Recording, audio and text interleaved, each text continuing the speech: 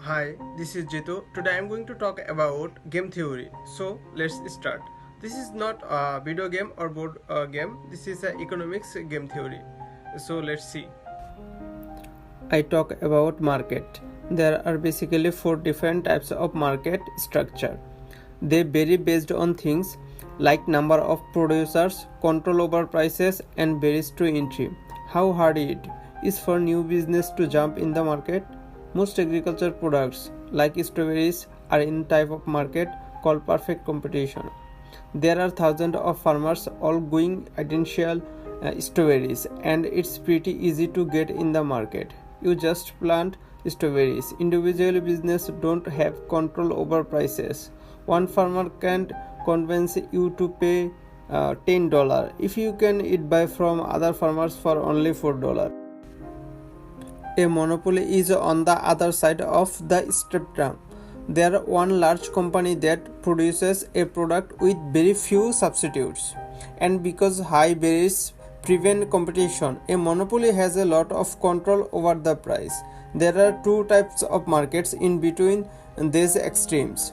Monopolistic competition is a market with many producers and relatively low barriers. Their products are very similar but not identical. This could be something like furniture stores or fast food. McDonald's and Burger King do have noticeable different products. One might be able to charge a slightly higher price if, for whatever reason, consumers prefer that type of burger. But if either tried to increase their price a lot, everyone would just go to their competitor, and McDonald's and Burger King both try to raise their price at the same time, and other company will enter the market since the barriers are relatively low. Taco Bell start selling hamburgers. The last type of oligopolies, and that's what we are going to focus on today. Oligopolies are markets that have high barriers to entry in our control by a few large companies. Oligopolies are all over the place. In fact, their products are likely in front of right now. The laptop computer market is dominated by companies like HP, Dell, and Apple, and the majority of mobile phones are produced by Apple or Samsung and LG. You also see this type of thing in the market for cars, air travel, movies, candy, and game consoles. Like monopolistic competition, oligopoly is often sell products that are similar but not identical, and this gives them some control over the price. But how much? You might love your iPhone, but if Apple raises the price of phone to $3,000, you might to be switched to Android. But the price of an iPhone is pretty close to the price of high Android. So how did they compute? The answer is non-price competition, and as you might guess, it's competing without changing the price. This happens in a lot of industries. Companies focus on things like style, quality, location, or service. The goal is distinguish their product than their competitors. Like the jeans the one company sells might be virtually identical to everyone else in terms of quality.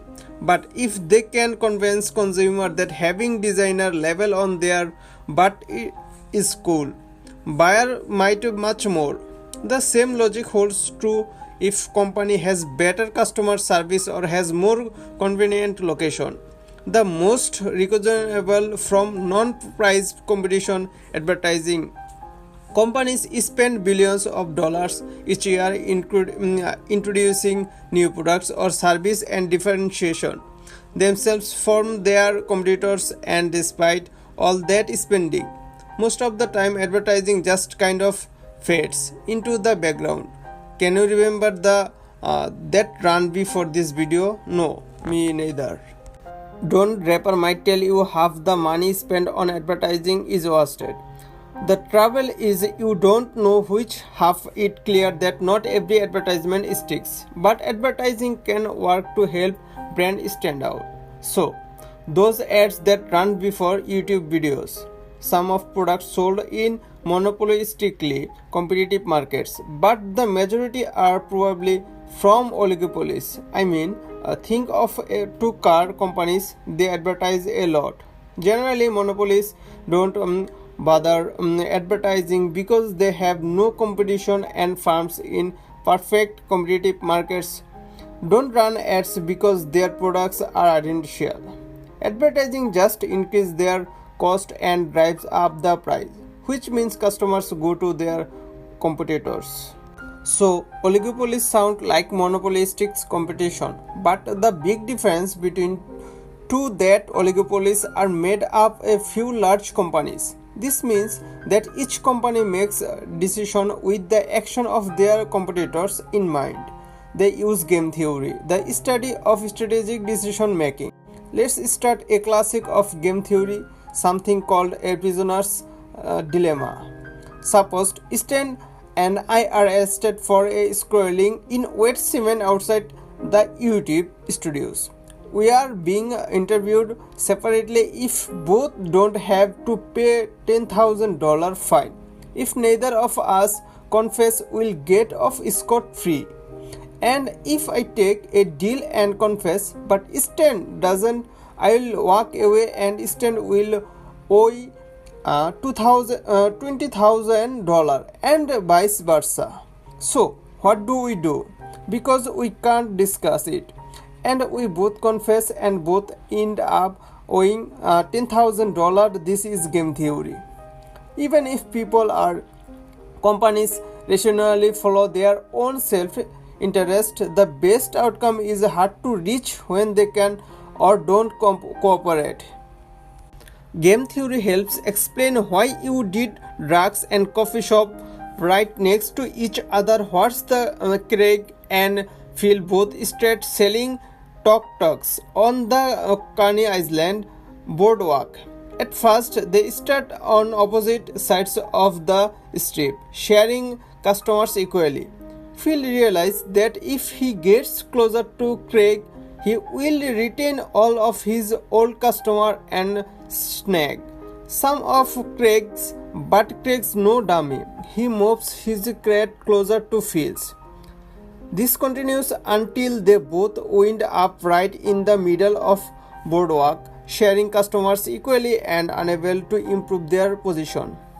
This also plays out with pricing. If Craig lowers his price on Crash Course nesting dolls, Phil's will likely compete by dropping his price as well. In the end, they are going to continue to share equally and less money. If Craig understands game theory, he knows there is no reason to change his price. Instead, he focuses on providing knickknacks that differentiation and his kiosk from Phil's. This can help explain why prices in oligopolies tend to get stuck and why companies focus so much on non-price competition. Thanks, Thought Bubble. So what if Craig and Phil don't compete at all? So what instead they agreed to change the same high price spring to from what economists call a cartel. Again, they split the customers 50-50, but now they make even more profit benefit at the expense of consumers.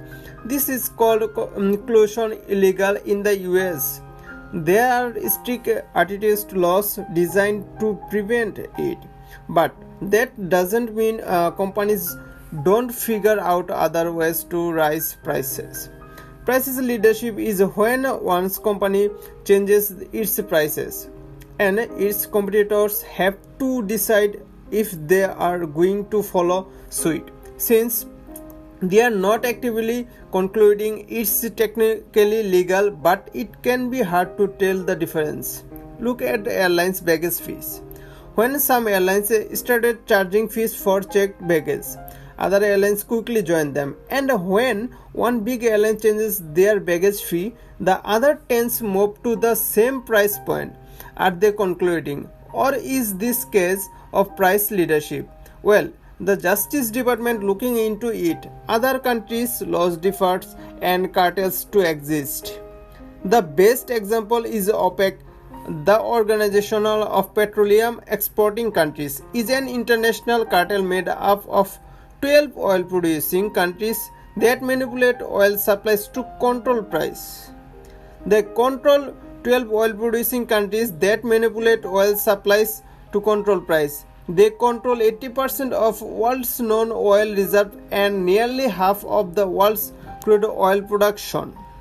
Economists like to explain oligopolies in game theory by creating something called a payoff matrix. Let's say Stern and Braden have competing companies. Each can set price high or low.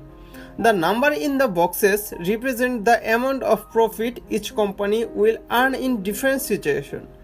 The profit on the left of each cell for Stern and the number in the right for Braden.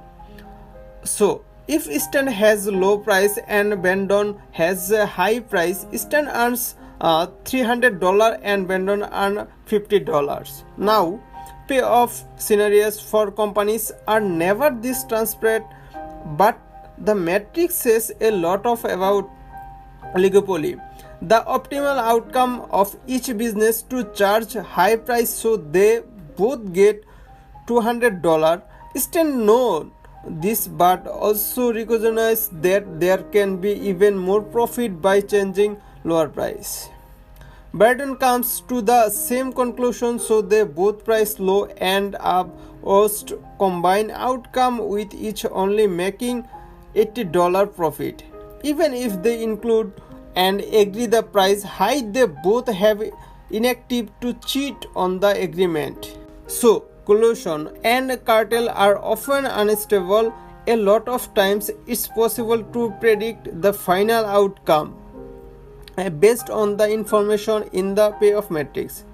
The best outcome for Stern when Braden makes a move is called Stern-based response. Braden price high Stern-based response a dominant strategy.